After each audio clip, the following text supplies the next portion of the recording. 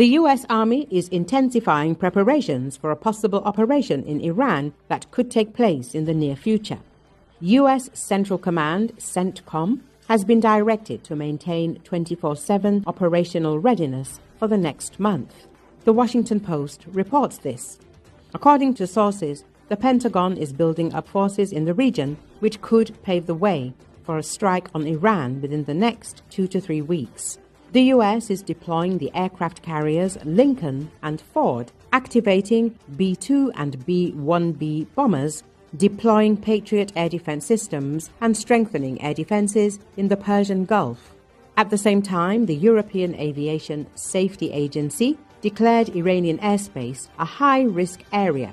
Furthermore, the US and UK are evacuating fighter jets and key equipment from regional bases in case of a possible retaliatory strike by the Islamic Republic. As previously reported, analysts studying the White House's logic believe that US President Donald Trump's decision to temporarily postpone a possible strike on Iran was not driven by doubts, but by a balanced assessment of the political and strategic consequences. Recall, Donald Trump has decided to temporarily postpone a strike on Iran amid a number of serious concerns.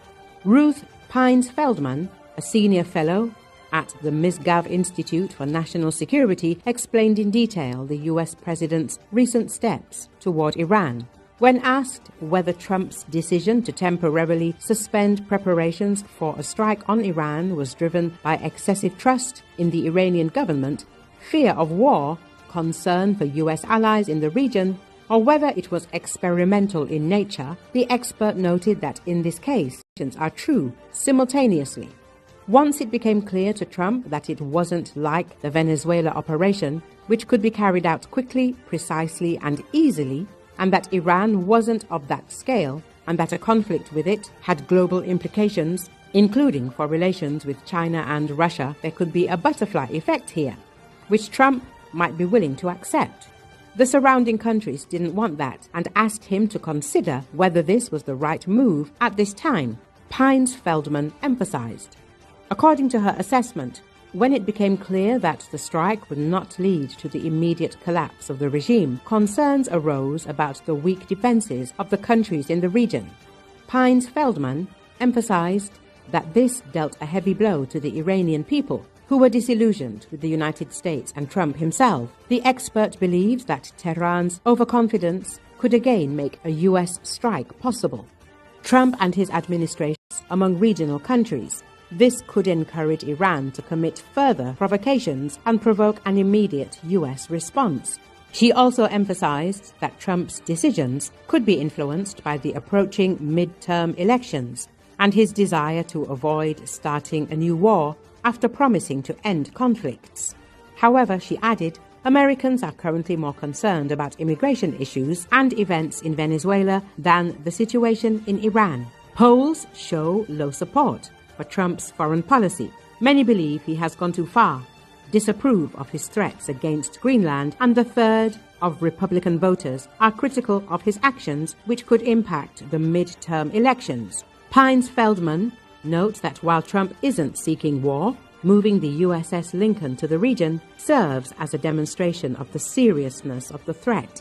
She believes this is a way to demonstrate to supporters that he's fulfilling his promises and policemen, even as tensions are palpable within both the Republican Party and the presidential administration.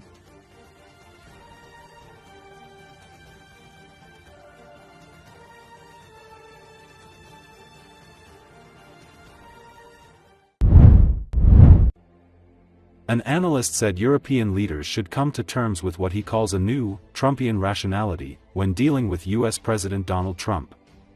According to Associated Press, Gregoire Roos of Chatham House said Trump's approach is radically different from the political logic Europe has followed for decades. What anyone dealing with the U.S. president should do now is leaving emotions aside, even if they are rightful ones, he told the Associated Press. There is a very Trumpian rationality.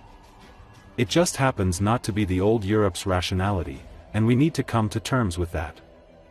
Roos also said diplomacy is likely to take place behind closed